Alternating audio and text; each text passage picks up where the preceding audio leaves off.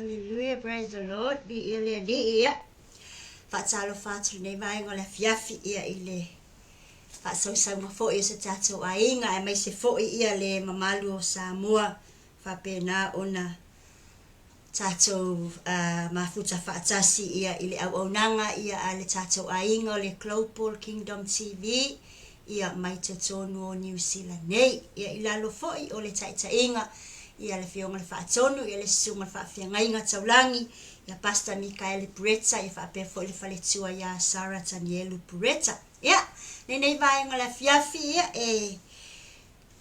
ai lava le ava ma le faaloalo tele, ia e faape na, ona faatalo faatuai, ia le tatou polokalame fo, ia wa faingoaina o le Maapupula o le Faaolataga, ia pei ona iai le tatou au nanga, ia solua, ia masolulu a fiafi taitasi. O aso yo le vaiaso. Ia faatalo faatuai, ia faamalo atuai foi, ia ile mamalo le tatou ainga, le au faasoa, le au mafuta, ia le ngata ileana ia tatou whanau, te pulanga talavou, lo whapena ona au nei le atua, ia iso se au nanga. Vi ia le alii, ia whaamanuina foi lo na suafa, o tatou iai foi, ia ile si ui foi o le nei aso, ia ua mai aia ngaluenga nisi, ia ele ngata foi lea, ia ua whapenau na amatalia i fo inga luenga nisa se tatou ainga ia malo lava le whai o le whaiva malo le tautai le ne yaso malo le whaasoa malo le onosai pe ona iai le whaamalosi ia i le amatanga le ne yaso ia whaamalolosi pea ia tatou whaamalolosi pea mo le alii ia e ala le tatou au nanga whia lava le mea o loo e au na ai ia ma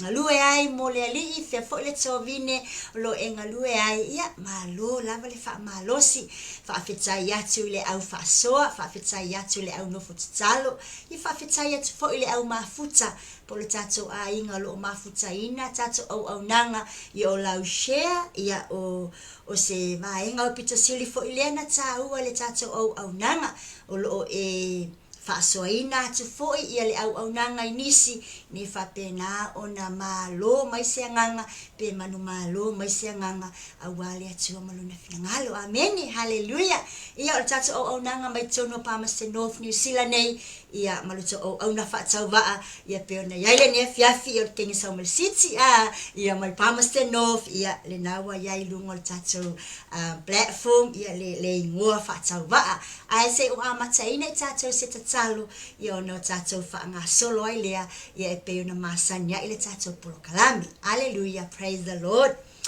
Le mawhai o no matou o lolo matou atua ai le i matou a fea oe lo matou tama i se whaafetai ia ona o loa lofa maluanga le lei. Matou iai le ni fiafi tama ia i polokalami fo e se matou au nanga nei. Ia ele ai lava se atamai ele ai fo se poto ia i matou tama nei mea uma o le faasoaina o lau upu o le tufaina o lau finangalo ia o le faamoemoe lava i lo wanganga matou te mawhai ai mea uma le nei lai tu la fiafi tama ia e ao no matou faafetai ona o le ola ma le malosi ia o faapopo i o matou au lia le nei fiafi mai angaluenga ia nisi lo ainga ai le ngata i leo nei whanau ia o onga a tau nu fo iwa a matalia ngaluenga nisi ia whaftai tele tama i le taimi whaasoa o le ola o le malosi o lo e foa i mo i matou a le nei tu la fiafi o le pokalame le nei se ua whafine lo oli ie a lo whamai tu mai lo wha unga mana ia te au nei ia ua lava le whaasoa ino le finangalo lawa fio ia ve fo i le whaunga i le au whaafufonga se o ainga fea lava le mea lo whaafufonga ma iai lo ainga le nea fiafi i whapenano iai lo whaunga lo mātou atua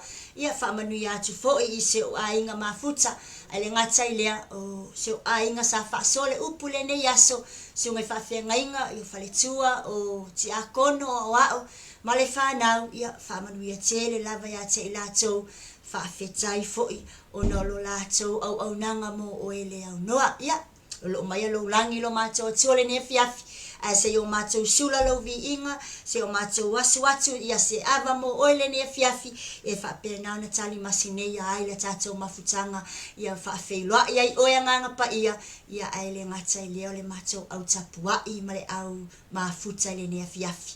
Fo i pere vi inga ia te oe ta mā, ne ia o le whaavavau lava lau vi inga. Amene, ma amene. Praise the Lord. Hallelujah. Glory, glory, glory Jesus. Vi ia le ia. Na ta tuna ia ta bese ia le ni fiafi ia e fai mai lava lau fika ia.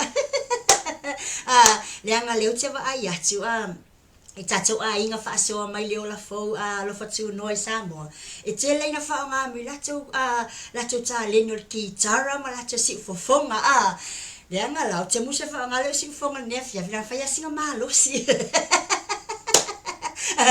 O te musa whao ngā leo ki kala le anga o ki kala ngā kai ki kala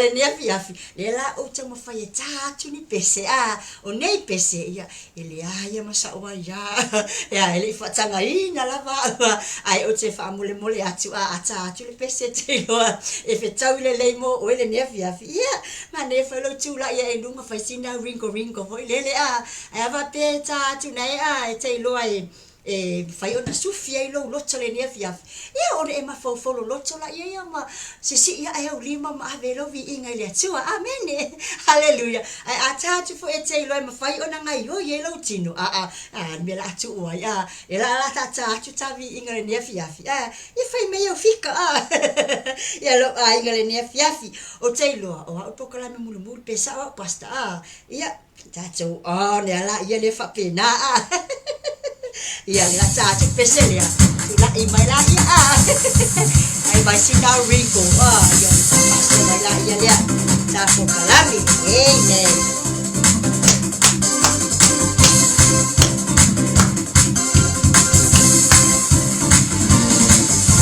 Aina le tua whamana si mai whawhai ringa ma le tātetai ia wa leona mea uma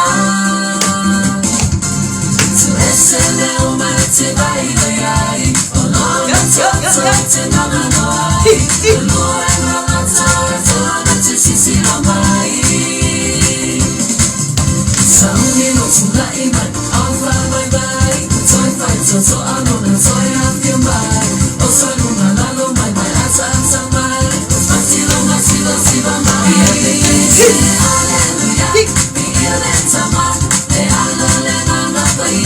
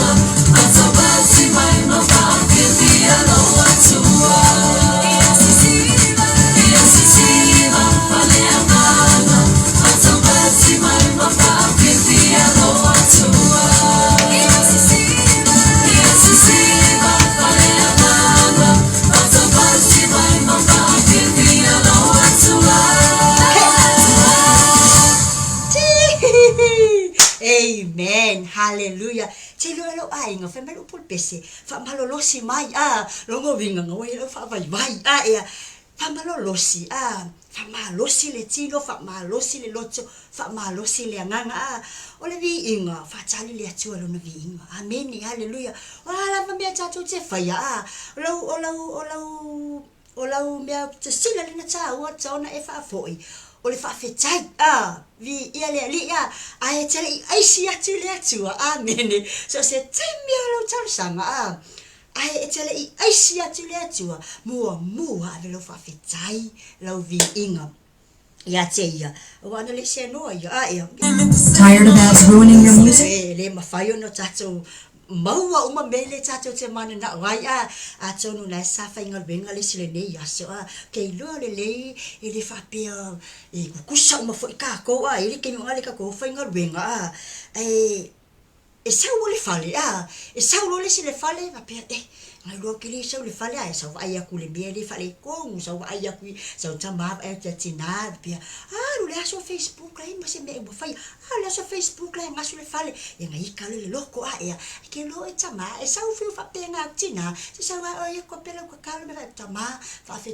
ya mo so to lo va le aso Facebook le so pe yo fa ya me fa pe na awa ni ma i maua lo tai me te lo fa so ai mo lo tala normal ya tua ete lele nga lo sa fa i lalo e ko wa ku le se lo ko lo wa ni ya so nga lo sa fa i la fa tai wa if ba ai se to lo wa ai se fa na e po le ala wa pa pe le i fa ya se me ai le va le ita ole ono sa ia e ma fai o nga mau wai le loto fa fitai ai fa ye o sa le ika ma kwa i male pe fa fitai le nga e ko penga ia le ali me nga manga ye le ni mo vi inga le ali ole i fai si sa u tala vo le ete a foi ete bala awa ile ali ipole ale meche mana o ile ali hao lava ona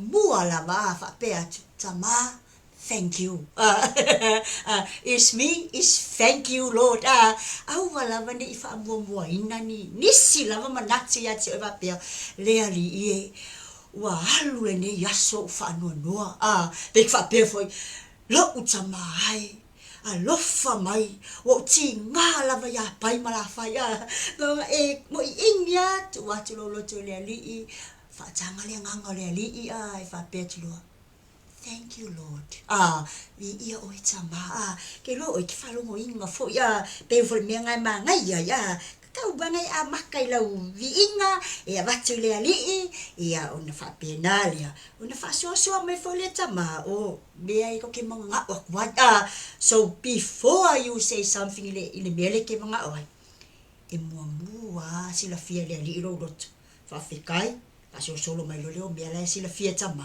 le manga ka ke lo la ko la please ka pese le ko ku kasi mai ai lunga singa ringo ngas kas ko kasi ska ringo ka so solo le fia ade te vi ingole ali praise the Lord hallelujah glory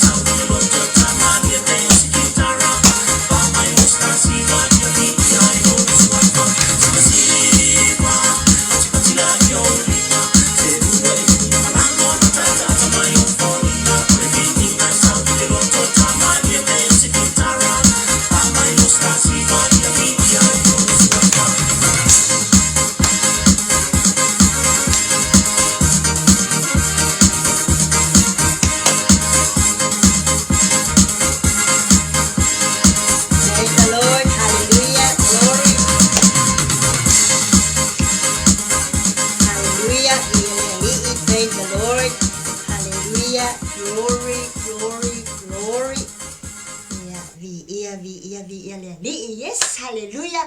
Asauni lo vi inga ia ata a fia ia wa fai le atua ia le ne yaso tatou te fia ai mo tatou oli ai wa fo ini fa le tonu wa fo ini mea sa fa pena ona tau tuta ia i lau whainga malanga le ni yaso, ia me se fo i ton le ainga, ton le kalesia, ia o le whanau, to se mea lava sa whapena ona tau pongisa i lau wa ai le ni yaso, ia whapena ona vaelenga ngole ali e te talia le ne fiafi ina ia maua le fiafia ia o fiafia fo le na e maua ai lo alofa fatino le alofa ia mfapena ona fa umai fo le ita ia ini mea fo isa fapena ona ita ma fa le tono le ma fau ia malele le ia fo le ma fau le ne ia so ia me se fo ia le ne vai aso ia o te loa le tato te ia vai tau o popuanga o ke riso ia ono sa I fa fita uli ono sa I tinga wala va tinga ma fa fita uli ia o le tali file mu lava ave ese le ita ia pe foi ono tato muli mawina fo ile upo le atua tato te tala noa ma fa so ai ile te le waso e sili lava le na te pule lona loto ia wa fo ini ni fa fita uli ia o lo fa pena ona le mauti no le yai po le ale mela tsa una fai ia fatanga le ngango le li ia te oe ia ini fa pena ia ona etalia ia ona pulea lea oe o lo loto oni o tato wa se olo ia ona lo mai ina o tato ni tangata ile o mafuta ile ngango le li ia mo tato le talia ina le faaolataga ma le faamaoni amen hallelujah ia le ni lava engole afia o le tato le sta pesele tasi ia tu atu lo to le ali ia fa pena ona fa mafuta lo to le ali fa la o ia fa la ia lo tato ali li inga ia ona fa pena le ia ona tau la vale ia fa le tafu fuanga le ni fia fi mal tapo kalami o fa pena ona yai le la ia o lo tato watua ia la ila tato vi inga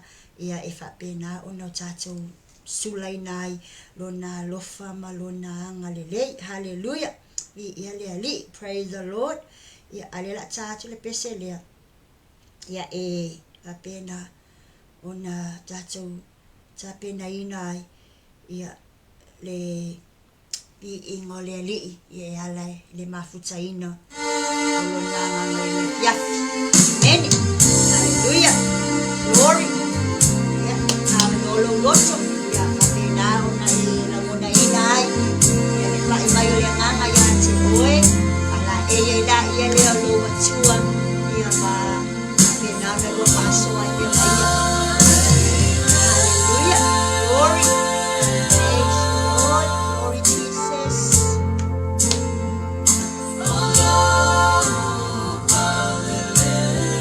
Hallelujah, yes.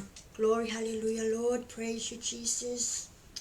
Glory Jesus, hallelujah. Hallelujah, hallelujah, Lord. Glory Jesus, hallelujah. Praise your mighty name, Lord. Hallelujah, Jesus.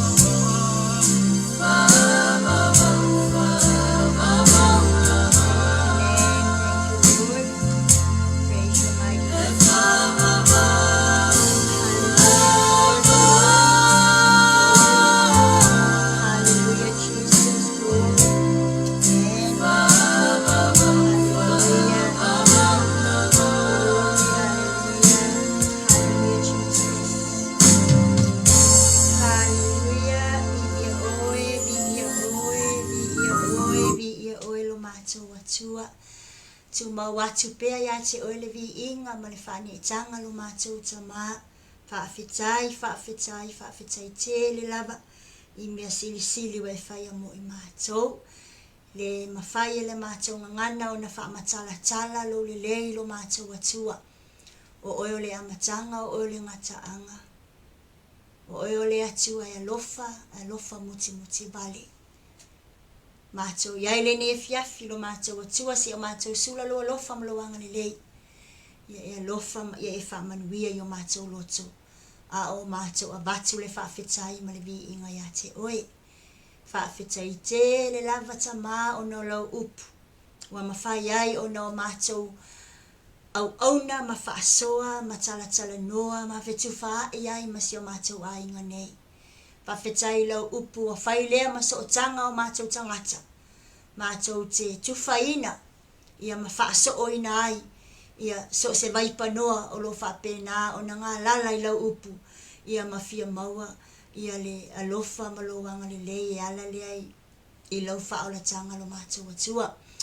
Whawhetai foi, a o nanga ta itasi o malava lo mātou tama, so se toa vine lava o lo whapena o na mātou au natua ia te oe, ia whaafetai te le lava lo mātou atua i au nanga matango fie i aso ta itasi. Whaafetai foi o na au na malo lātou wola sue ino lawa fionga pa ia ma le tū mawai.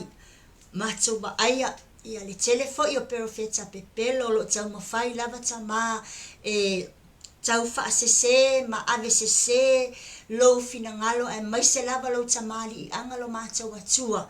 Ia ai mātou te whaafetai o lo mawhai lava e o mātou tangata au na o na o mātou whaatalitali lo wanganga e whapena o na o mātou whaasoa i nai lo finangalo. Whaafetai te le lava tama i le sa o lo tonga wa e au mai ai le ngata i leo le Faaolataga. Ia o lo maliu, ma lo whaalava awa i lungo le nasa tauru. Ia o mātou te whaafetai o na o lo toto whapena o na tafe mai. Ia o mātou ngalo ai, a o mātou wola ai le nei lalo langi. Whaamanuia mai i mātou le nei afiafi tama. Mai se lava i lau upu fola ina i o mātou moli mauwina i pea lau lelei. Ia malou alofa malou sili ese. Ia o mātou tutu ma losi tama e whaasoa le moni o lau upu.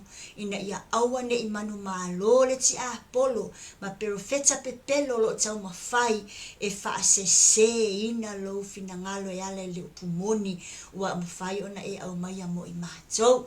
Ia whaamanuia mai, ma awina mai alo wanganga, ia se o mātou whaasoa ngā mātou tala noa, ia i le neia fiafi, ina ia ina ai ni anganga, ia awalo malo watapenda ina mo i mātou. Whaamanuia mai mātou umatama, tu mawatu le vi inga ia te oe, ne i o le whaavavau lava. Amene, amene. Praise the Lord. Hallelujah. Ya vi ia lava le ali le au noa. Glory ia.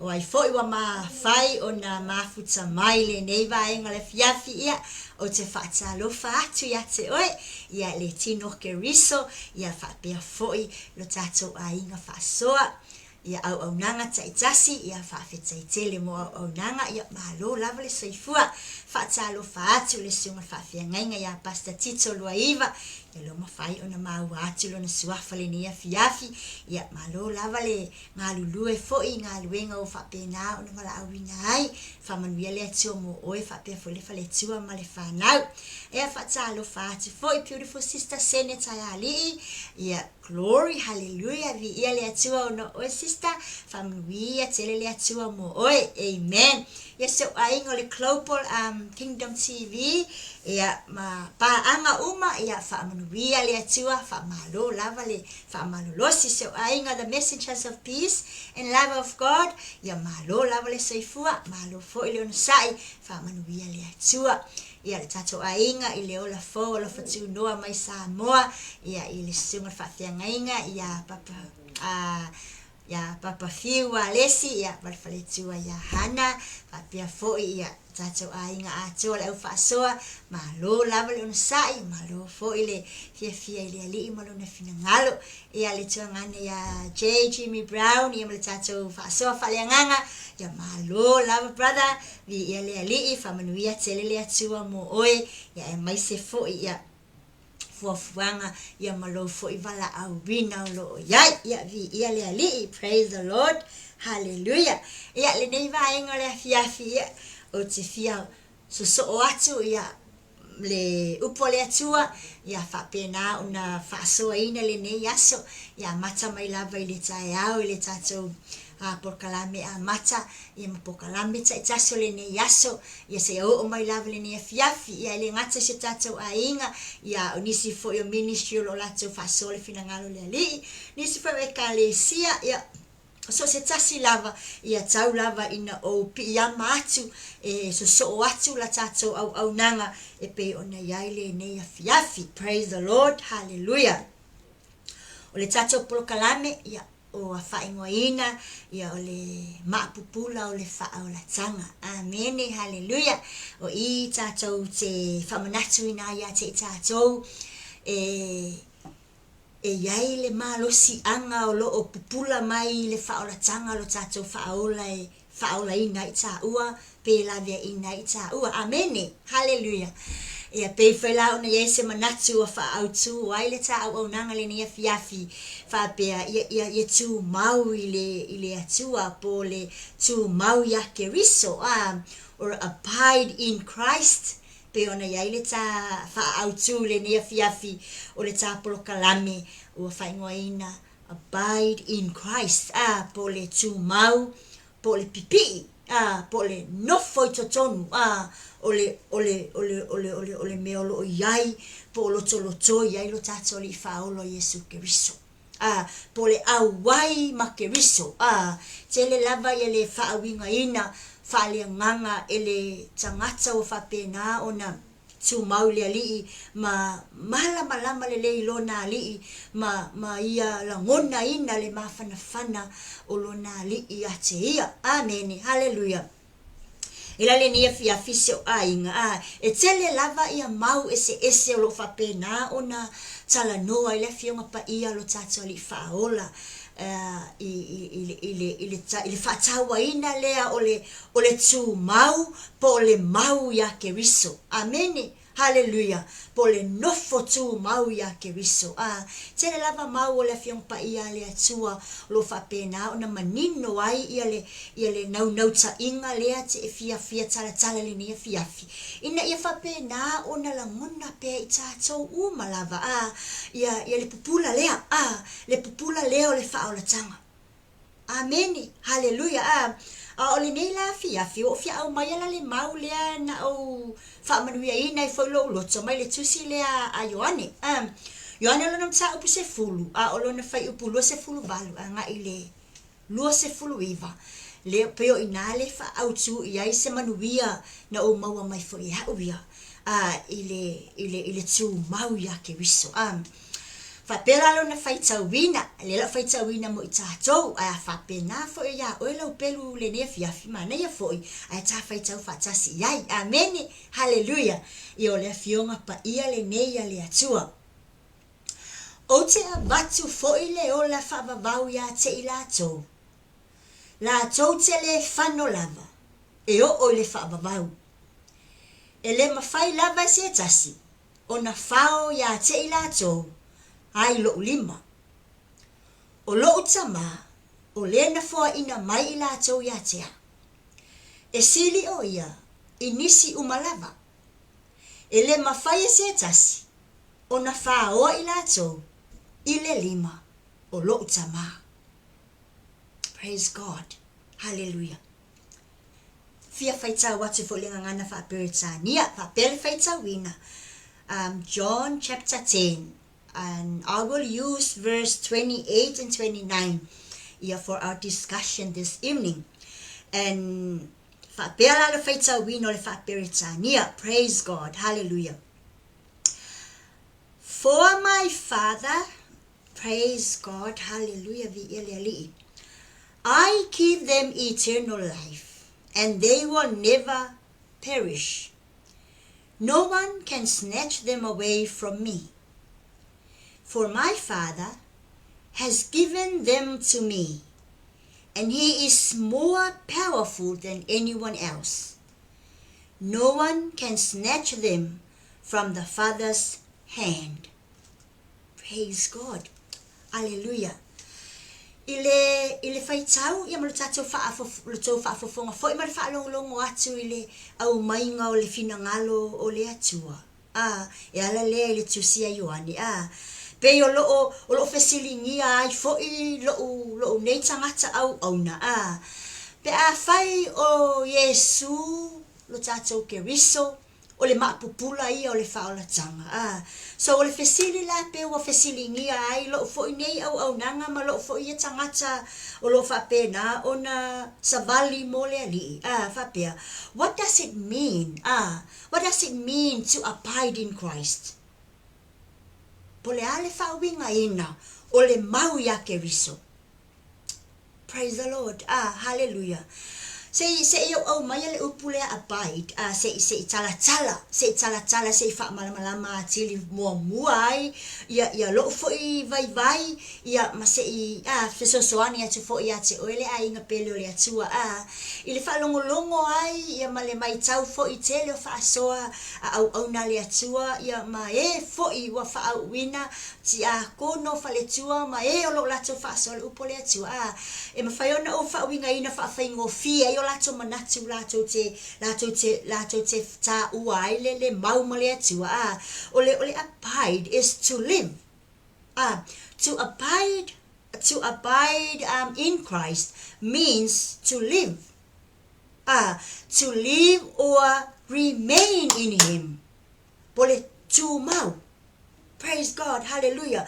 Lona winga ole to abide in Christ is to live in him or remain in him.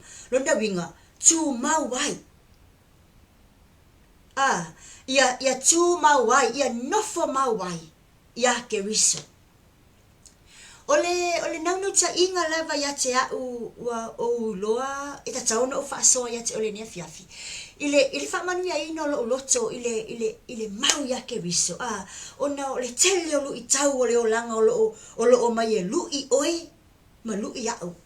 Tele o ti nga o mai fa ti nga ita ua le fu tatu fa longo tu fo I sa etu tonu ya tunu sa etu tonu Israelu Amerika ma le tele o niso no fo anga lata le sa etu tonu ole na lolangi ua fa pena ona feta wa itangata olona winga ele o no fo le lei lava le tangata lea ele o fa asaoina e keriso pe le tangata lea ele o fa aulaina ele o nofo le lei lae ngofo ai pe olo fo I lele ina ia mana o le peti e fati nga ma fa pua nga ua remain I le atua so ole nau ta inga ole afionga pa ia le atua mala ni maule o mai mo fa pe fo ole ne fiafi fai mai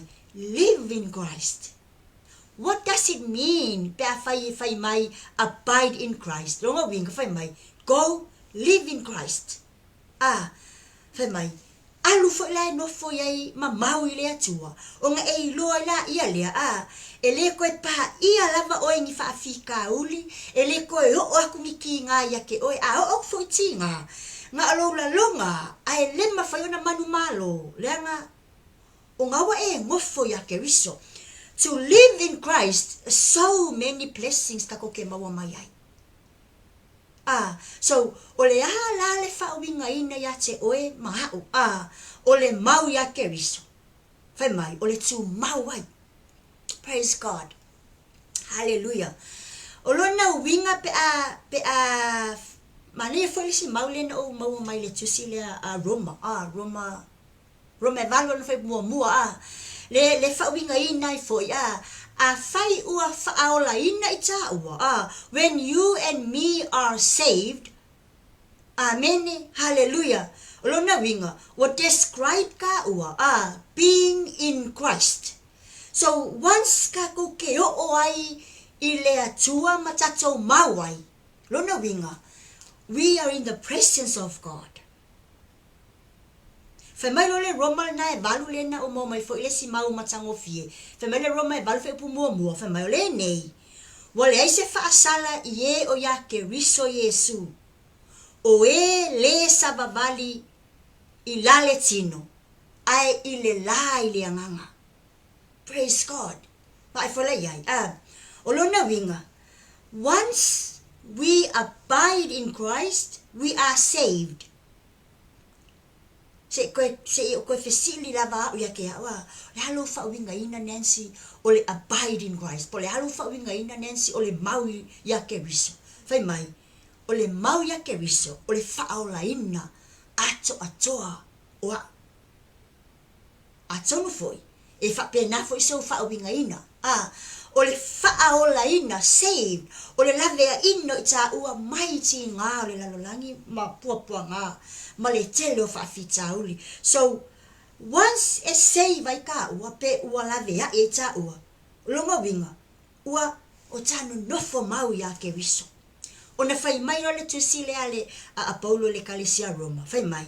O le nei. Wale ai se faasala ie o ya ke riso. When we in Christ remain and abide in Christ, ele ko yai se faasala ya te oe mahau. Lona winga, ele to yai lava se sala e ti ngā I tā ua. Ele to yai se me to e puapua ngā I tā ua. Ameni. Hallelujah. Kako va ai lalo langi, ma mea lo tutupu ai. Ko kongo a inga, ko kongo faala potopotonga, to tonu e kalesia, lo tato va ai lava, e to a anga lava I tatou I le lotu, ma tato a anga e ma futele ali. Patikako ke va ai lava I le te meti ngā ai le kerisiano ma le tangata. O lona winga, before linga mai, we just go there to feel the space, o pele ko ke oi o kanga kako wo o iai. Ai kako ke le o lave, ai kako ke le o mau ya ke riso. Me foi le nai alai ona faingo fie ona o mai le faafita uli mo tatou to ilalo ai. Ona ole alu ya ke riso, ole faaolaina, ole faasauina, ole lavea ina. It doesn't mean you just go there like pretend mama e alu kaunga e alu ile va ai ngata le ngole kako wo just for the for the people to look at us like okay o le loku ma o kako faingi o nanga, but the truth o lo mana o mia le fa winga ina o le mau ya ke riso o le avea le ta ua matangata ua mau ma le fa maoni ua la vea I mai ta ua mai fa fita ule le lolangi.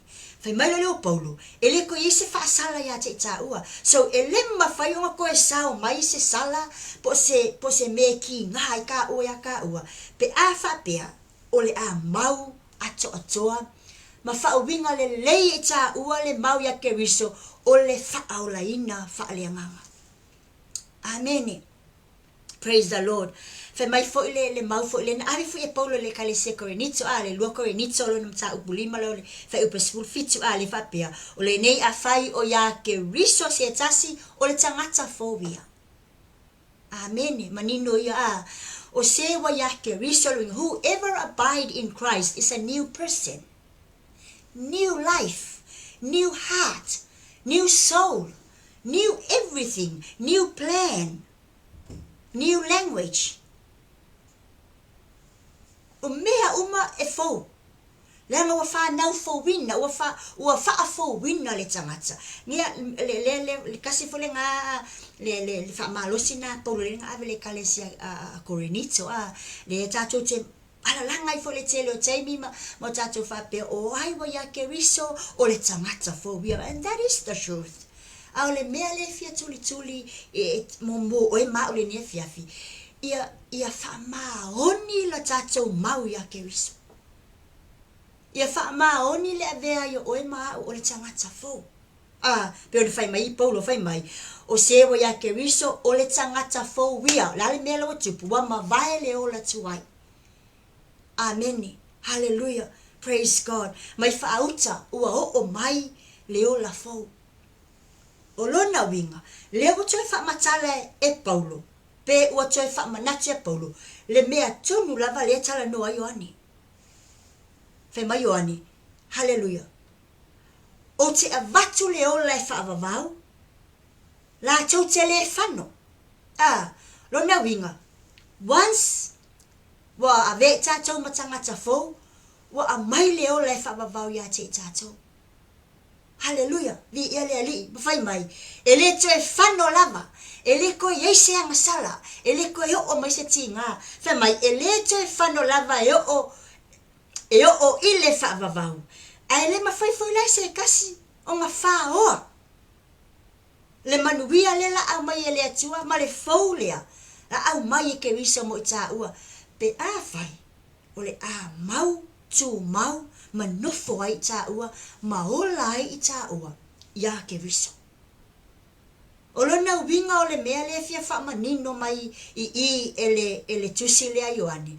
Whai mai, o le wha manino ina ua tā ofi mau i tā ua we held secure in a permanent relationship with God. Amen. Taimi lava tia leo langa tuai, ua whanau fōwina i tā ua pe ua wha fōwina o tā tangata, ua whaola ina malavea ina i tā ua mai ti ngā, ma whaafita ulu leo langa, mai ma le ti apolo mana au. O lona winga, ua secure le leile a, le kako relationship ma le atua. What does it mean, hallelujah, to abide in Christ? To be secured in a permanent relationship with Him. Longa winga le upu permanence o le tu mau. Secure longa winga o mako I malu pui puia. So o lona winga o I tatou te loai le pupula leo le faaolataga lo tatou li faaola. Le ua makua I secure ai le tatou whainga paanga maia. Pe ua secure ai pe ua mautinoa ai. Le tatou mafutanga maia. Whai mai la ia, e makua I tu mau o le mafutanga. Once e fōa I me leo le whaavavau e le atua mo I tā ua, longo winga ua matua I tu mau le mafutanga ma le ali. Praise God. Hallelujah. So therefore, ina ia whaamanino a tili a te I tā ua, ia oe mau, le o loo whaapena ona tatou o e whai ia le ngā luenga mō le atua. I o tatou loa, o le avea o le tatou o e tu mau ia I le atua, or remain in Christ. It's not a special level for ile whapenga le kaua kako ke o iai. Awange e whaapea ifo, this is the very top level for me, is to abide with Christ. Ia e loa mo o loa lelei, abiding in Christ, hallelujah, it is the position. Amen, hallelujah. O le position po le tūlanga wa au mai e ke riso mo I tā ua. Don't think for le whaapea tā manatu. Okay. Pau wale mea o le level le o iai. O le level o le keusiano. O le mau I le alii. O le nofo mau I le alii. O le ola I le ola le alii. Tulou. Po le whaaula ina. Po le lavea ina. Ia whaalau tele a tilio tātou mawhauwhau. It's not only that special level that we we achieve, but this is how God position us. O le whaatulanga ina le atua I tātou. O le whaatulanga ina ia maua le o le whaabavau ma ia whaawau. Because when we remain and abide in Christ, we need to continue living in Christ. Amen. Hallelujah. Praise the Lord. Mania foi le fa malo si le au mai I le si foi le sona ta o le wa o mai I tatou le ile mua le Ioani mo le Ioani lo ta upulua fa ipulima nga ile ono le lo fa tawa tua mo ta o fa pea A ole tausi lana fionga. E moni. Wa ato atoa le alofa I le atua. Hallelujah. I totonu ya te ia. O le mea lea, ua tātou iloa ai, o I totonu ya te ia I tātou.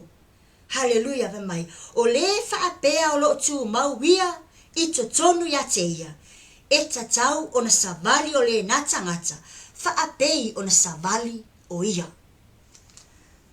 Pa aila iai le mea leo so o mai ma le sona leo ua koe kakala mai e le tusi lea Ioane, na ia whaalau tele ai le positioning o I tā ua ele atua. Au tā whaawinga ina le mau ya ke riso o le au mainga leo le whaababau mo I tā ua, ma le whaatu mauwina leo le tatou mafutanga wa ato atoa ma ke riso, ma ia whaau wau wai pea le tatou fo launga ma ke riso, o na whai mai le Ioane lea whai mai, tau si la ila na fionga e moni. Hallelujah. Praise the Lord. Whai mai. E ka ke kausi lo le fionga le ali, lo mawinga, wa ato atoa lo tā lo fai le atua. Ona iai leo le atua ya te oe, mahau. A moni la le tā lo fai le atua. O lo na winga, wa tā oe whatau nuu le positioning o tā ua le atua. Amen. Hallelujah. Tasi le nā susulu o le faaolataga le ali o lo tau mawhai ia lana fionga pa ia e tala. O le susulu lea o le malama o ke riso ina ia sulungia I tā ua ma ia o tala ngona le mawhanawhana lea o le alofa o le atua ia te I tātou wale whai mai. A whai e te tausi lana fionga. E moni amene wa ato atoa la le alofa o le atua I totonu ya te oe. Hallelujah. O le alofa o lesi maau pito sili leo na pupula o lo tatou ali I totonu I tatou. A whai o lo tatou ngā lulue e nau le alofa o le ali tausi la ila na fionga. Ma ia moni lo walofa ina I whapena o nā lofa foi o ia o lo totonu ya te oe I a te oe. Praise God. Hallelujah. Vi ia le ali. Whai mai ia o lo tu mau ia I totonu ya te ia e tatau na savali o le nata mata whaapei o na savali o ia. E iai foi la le tatou matawhai o ye whai abide in Christ. O lo tātou tausi I le fionga e moni wa ato atoa I le alofa le atua I totonu ya te oe mau. Ma I o tātou wa savali ai. Hallelujah. Manatua, le ua position ta ue le atua. E whatulanga lo ta ue le atua I lona a inga. Ma lona loto I fale, lona winga. Ele position ta ua le atua pe whatulanga ta ua le atua I totonu lona a inga. A esele me savali o ta vai. Le la whe mai o ani, whe mai. O le na fui tangata, e savali o ia. I le o ia te ia. Lona winga, e te savali I tu la fono. E usi ta I tu la fono. E te amana ia tu la fono. E te fasili sili le atua maana tu la fono. Ma lona finangalo. Ina I e savali ai. O lai tonu lava lau savali. You are still with God. Or you are abiding in Christ. In the way you walk. Hallelujah. Tele fai whawhitau le tula I mai. Ona e ele te imi tātou tau te iai le li I malona a inga. Tau te tu vamai le tātou te le atu malona a inga. E se me savali tātou bai. Lona winga. O le whamatalanga whawhaingoa fie. Ngalo kako kalangoa matau le fionga pa ia le li I ma le modo le na fionga pa ia. Ai le o whaia le savali e tatau na savali ai le tau le tau I o tātou lau mutu. A tau e tātou lau mutu ma tātou tala noa I le ke riso lewa tu mau ya te tātou malona alofa. O lona winga, o kako wangam kako mea umalave fai, kako sa mavali ai. Amen. Hallelujah. Praise God. Vi ia le ali. O lona winga se si tu whawhai ngofie. Abiding, biblically, lona winga, abiding in Christ, hallelujah, vi ia le ali, is knowing Christ. ia e malamalama fo ilo wali. Ia e loa lo wali. O le ala le malamalama anga tau na pupula mai a te tato. If we believe in Christ, live in Christ, remain in Him, lo na winga wakako loa fo la ia lea. Christ have salvation for us. O le faaolataga foi. Ia kako loa lele o le faaolataga me lo tatou ali. Lea la kako ke faaolaiga ai mo kako whanau fo wina ai tele i kako savalinga o lo iai. O lona winga whaamanino ia te tatou. Amen. Ia prove lele ma whaamaunia. A whai lea wa kako loa o ke riso. Le kako ke iai totonu. O ia te tatou. E le mawhai se kasionga koe whaoa I kako. E le mawhai fo se kasionga koe ka mawhai whaafano tatou. O lona winga, o ka ngaka ngau makuai, kari kongu lava, I le faaolataga. Hallelujah. Wa tu mau wai, e le koe sala ese lang savali. E le koe sala ese lang kaukala. E le koe sala ese ona langona. Amen. Praise the Lord. Hallelujah. Vi ia le ali. A whaifai la tatou talitonu mai loa lo tatou alii o Yesu Keriso o ia e ona le faaolataga le waka ai ngai faleseu maka fia ai ngai o longa winga ia kako loa. This is kaunga kako usika I loa la makuai savavali I tula fono wa au mai Keriso mo kako. Prove prove that He is truly the Savior. Prove that He truly saved us. So how are we going to do this? Praise God. Hallelujah. Not just pretending that you understand and know the salvation and know God, but prove o ia sa ia whaamau nia mai launga lue. Whaamau nia mai I lou si tai le atua. Yo fo ia te au. I need to prove it. Awangi ngā le whaasoa kaukala ma pala. Ai mana o mia le whaamau nia le lei I le anga usi tai. I winga usi tai. I winga talitonu ma winga whatua tua I le atua. Hallelujah. Praise God. I ialeli. Family yoane se fulu lima lo na fai upe se fulu. Praise God. Hallelujah. Fai ta watch fa pia mo ta so fai mai. A fai to te tausia upolo inga. Ona tu mau leo o to lo walofa. Praise God. Hallelujah. Pei ona tausia polo inga lo tama ma o tu mau lo na lofa. E lele ka ko sikai. Se I prove ai ma whaamau ni ai. We abide in Christ.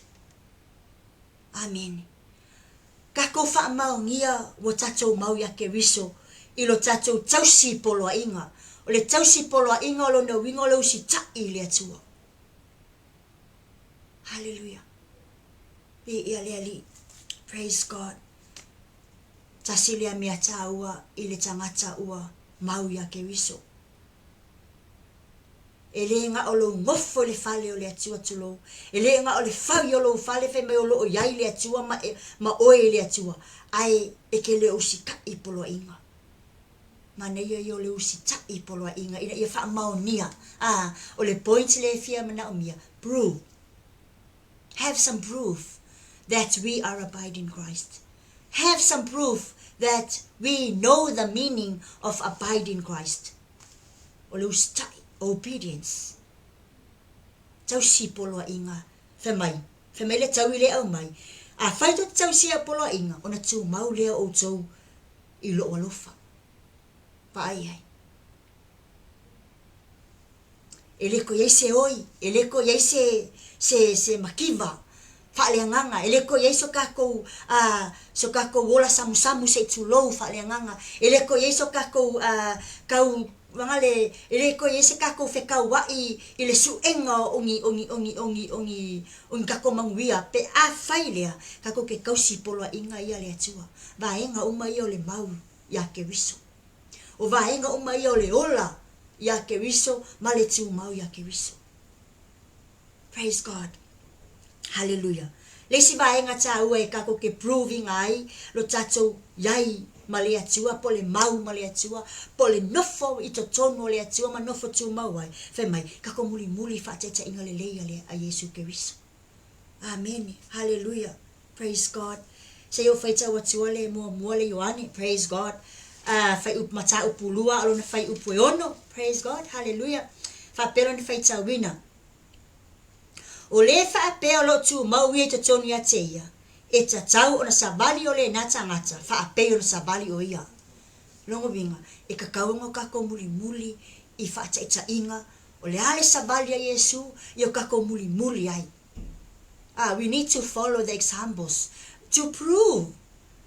E au pi o ka ole makanga. Ko nga me fo le ele kimi ka ko ke ang kakahan ka ko fa vai nga ka ko popole lo le ile vai nga nga nga kusanga fa ko mu wala ia le ole me le inga ia lo me ka nga ka sa wow you are abiding in Christ. Ole sabali e sele me le fai ele sabali ai ale fai mai o kasi le prove ai o lo tato no forma mau ya Yesu Keriso o lo tato muli i fa ta inga o le ale me sabali o fele me sabali ya Yesu o a umalava me lo fatino ile sabalinga Yesu fe mai ka ko wofu i fatino ka ku sabali fa tasi mai ele ole ngofo ko ngol falo Yesu ai sabali Yesu ai ka kole sabali pe sabali Yesu i ole ai ka ko sabali spiko.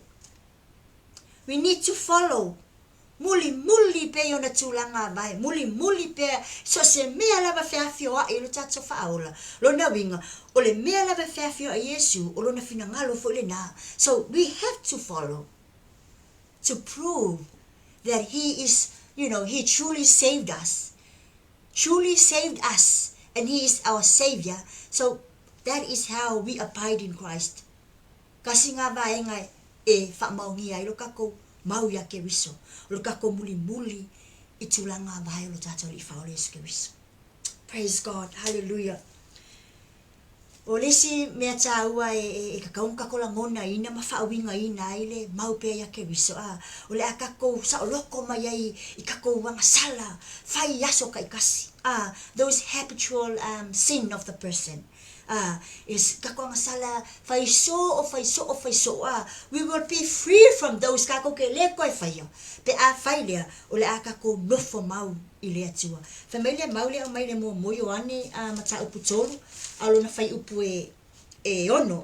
Le fai tawa tua fai mai. E le nga sala se tasi o e tu mau ya te ia. O se nga sala ua leva ai o ia ya te ia. Ua le lo fo ia. Ia. Pa ai. Fai mai. E ke le koe nga sala ai. Pe a fai lea. You are abiding in Christ. Follow examples. Obey God. O le a fuli me foi la mele koe nga sala.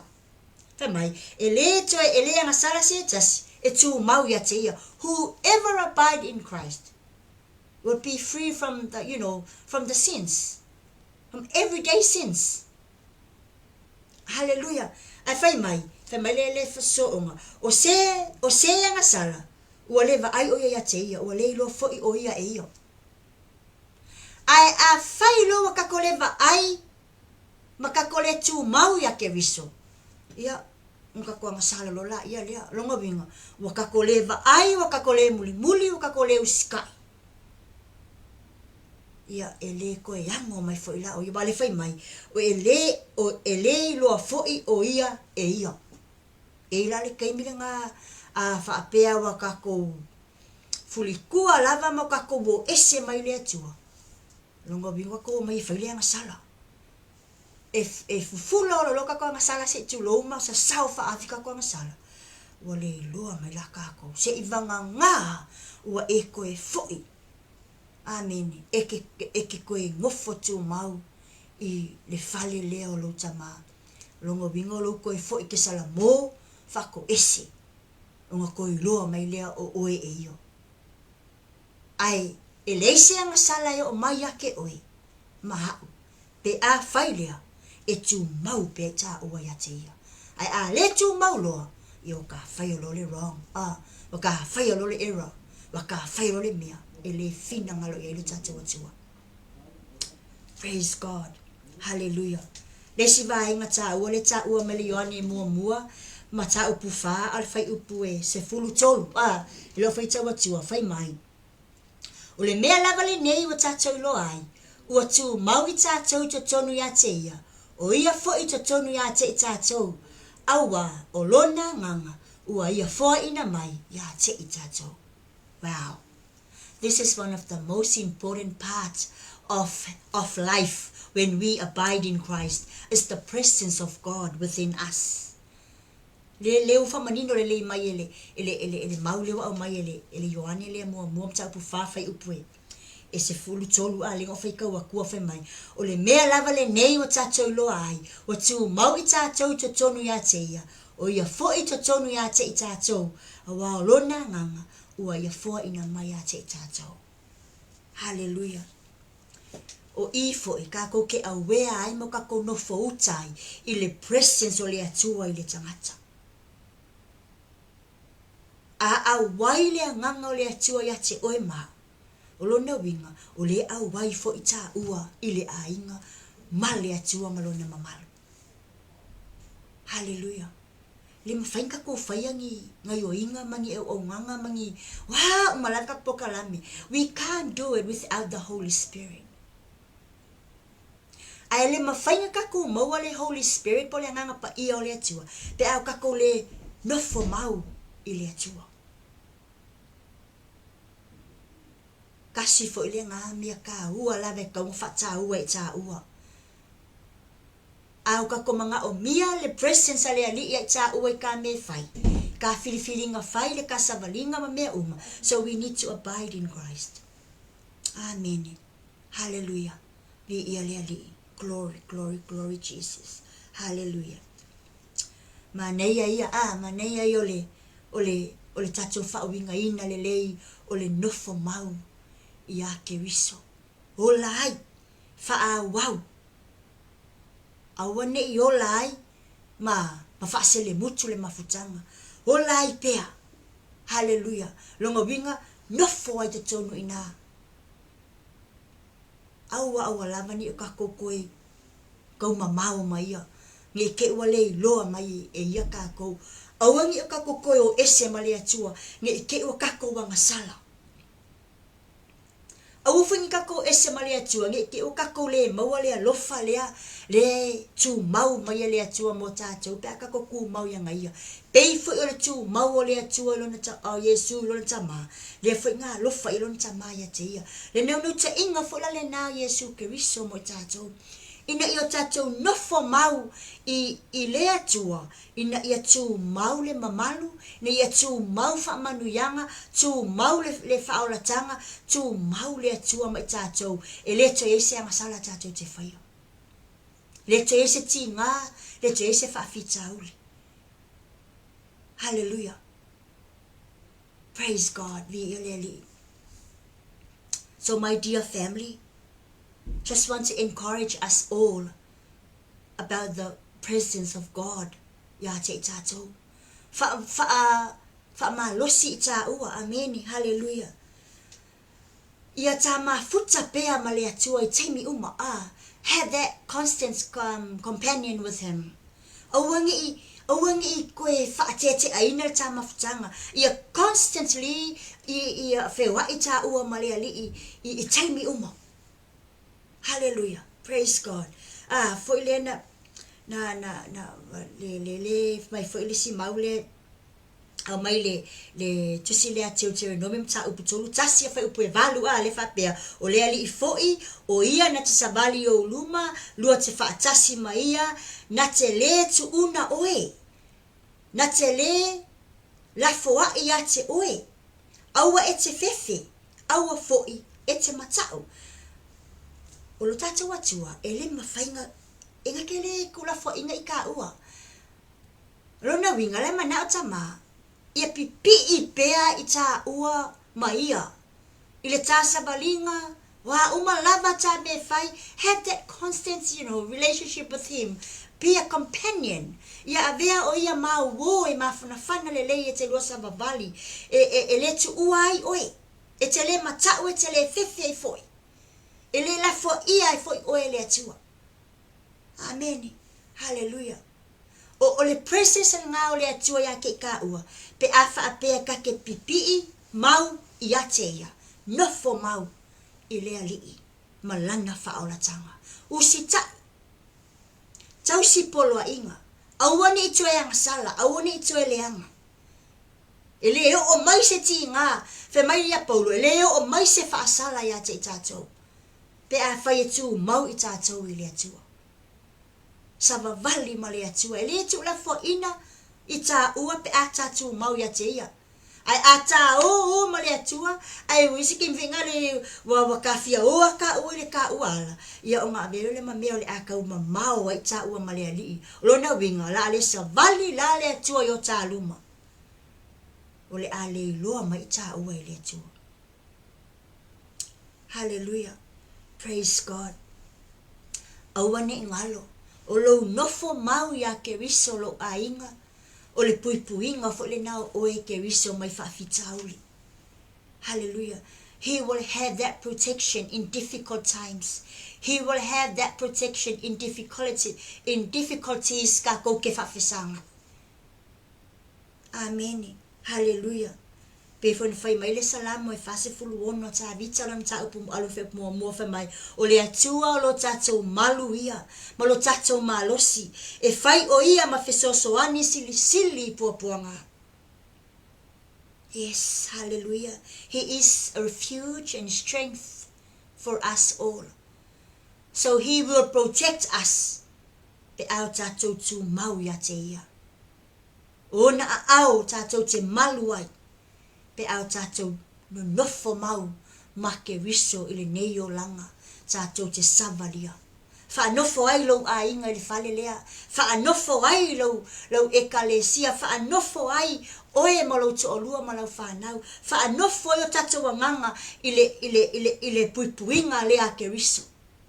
Lo na winga ma na umia lo tātou mau whaatasi ma ke riso lo a inga. Hallelujah.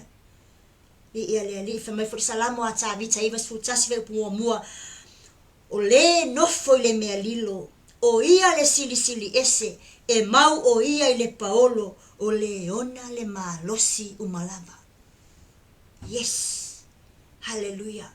Sa o le leima atoa ka ko ke mau le paolo ke riso ka ko ke yai ya te ia wa o ia e ona le malosi nga ke apo mai ai i tā ua nga ke pui mai ai malavea i mai tā ua le mana onga ina ia mau o oe ya te ia fo i mai pe a whai le na ua makanga tu lou lava ia lo mafutanga male ali. Go back to Jesus or come back to the family. O lo e loa o lo whapena o na iai le puipuinga lea le atua. Nisi o anganga sa fia ma nofo le fale leo le atua. Ua a matau na mamau ma le fale o le atua. Whamanatu ya te oe. A whaiwa e tau mamau ma le atua, whauinga ina wa mamau ma whauwhaunga, wa mamau lau talanoa, wa mamau lau vaai, wa mamau lau loto, wa e le loto i finangalo le atua, wa e le usitai, wa e angasala, wa e puapua ngatia, a whaiwa tatou loa tau mamau ma le atua. Just encourage you to come back to this protection. So fo i mai i le paolo lea, o lo iai le malosi o le ona mea umalava. Hallelujah. Praise God. E le ngata ne ele puipuinga, ma tu mau wai pe constant ai le lua whainga uo ma le atua. Ai a mana tua fo, le si va e ngata ua, ua iai le mawhanawhana ma le fi le mu o le atua. I lona fale, i lona a inga, i lona loto i fale. He will provide that comfort and peace for whoever come and abide in him. Hallelujah. Vi ia le alii. O le iai o le atua ia te i tātou lo ainga. Na te au mai ai le malama po le pupula lea. O le faaolataga. E tate ola ai. mo ta fia ai fa mele Filipi falo ta fa upuono nga le fitu awane popole o tou se me tasi a ia fa ilo atu o tou mana o me o malava ile atua ile tatalo male fa atonga a toa male fa afetai o le manuia fo i mai le atua o lo sili lava i mea uma e manatu i ai e leo ina ai o tou loto a toa ma o tou ma fau i a ke riso Yesu. He will provide that comfort and peace. Hallelujah. And that presence of God brings peace and understanding to us all. If a matala e tatou mafau, if a pupula ai le atua lona mala matele malona susulu i o tatou mafau lo fapena ona le mautonu po le a tonu po fea tonu le mea tatou no tatou yai. Awale to sinango fie tatou I tupe I mea I ilo le neila lo langi wa tasile na mea e vala ele ta mafutanga ma le ali ma ele sawa e te no famau le ali e te alu le mea lo tele me le fato sina tupe mea ai o lava o ta avale ma so se mea those things that we call luxuries o le lalolangi po tu ina nau le lalolangi awani fato sina yai fe mai paulo e ke maulu e ke riso e ke le ko yang sala e le ko e ka uleanga inga fo I oi. Hallelujah. Lo ainga fa amalosi ate oi. What does it mean? Hallelujah. To abide in Christ. Abide in Christ is to live in Him, remain in Him, and continue the constant companionship with God. He will comfort you. He will protect you. He will give you peace and understanding. Whamanuia le atua ia te oe le ainga le nia fiafi te talo le nganga le atua whaalau tele pela na upu ni whapena ona o tātou nau pea tātou te nofo mau maia. Praise God. Hallelujah. Mai le tātou mau I le nea fiafi lo ainga. Praise God. Hallelujah. Praise God. Whai mai o te avatu fo I le ola whaavavau ia te I lātou te le whano lava. E o le whaavavau. E le mawhai lava se tasi o na whao ia te I lātou ai lo lima. O lo utama, o le na foa ina mai I lātou ia te au. E sili o ia I nisi umalava. E le mawhai se tasi o na whao I lātou I le lima o lo utama. Whaamanuia le atua ia te oe malo ainga. E le mawhai se tasi na toe whao I tātou. Pe au tātou tū mau. Ale wha maoni. Tau sipolo inga le li. Usi tai muli yana wha. Yan iona tūlanga mai. Muli yana wha ta inga. Ma io tātou talia. Le nganga pa io le atua. E a matai mea umalava tātou te whaia. Alo wha atu mo oe le ainga le nia fiafi. Wha manuia le atua. Whaafetai tele lava tamai lau upu le nea fiafi I whauna mātou whaasoa I foi. Whaafetai lau upu, whaafetai anganga pa ia le whasoa soani. Whaalau tele pea whaamole mole lau upu tamai ale lo anganga I seo a inga. Se anganga lo whaapena ia ona mana o mia pea tamale malama ia male file mu malau puipuinga malau leonga ia whamatala loto pea lau afiong pa ia le luanganga pa ia te ilato whamanuia lo ainga mafuta whamanuia I mato malava tu mau atu le vi inga te oe ne ia ole whaavavau lava. Amene. Praise God. Hallelujah. Li. Yeah.